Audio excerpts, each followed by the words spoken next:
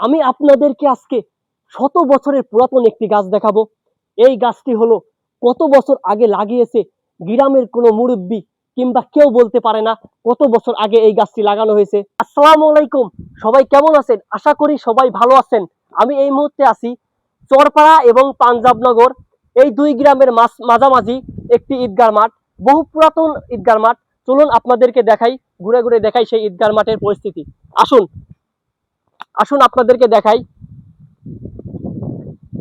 এই ঈদগাহ মাঠের মাঝখানেই শত বছর, শত শত বছর পুরাতন পুরাতন একটি গাছ।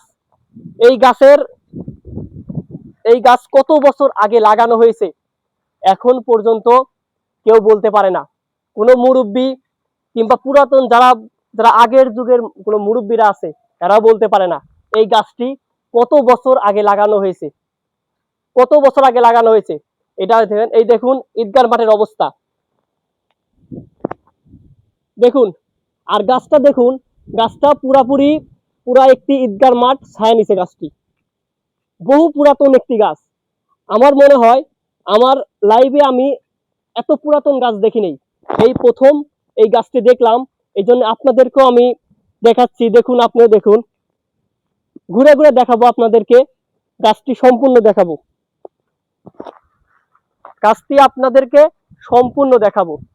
আর মাঠের পরিস্থিতি দেখুন আপনারা, দেখুন গাছটির পরিস্থিতি দেখুন। তাহলে কত শত বছর আগে এই গাছটি লাগানো হয়েছে, এখন পর্যন্ত কিছু বলতে পারে না। আমি কয়েকজন মুরব্বীকে জিগাইছি, তারাও এখন পর্যন্ত বলতে পারে না যে কত বছর আগে লাগানো হয়েছে।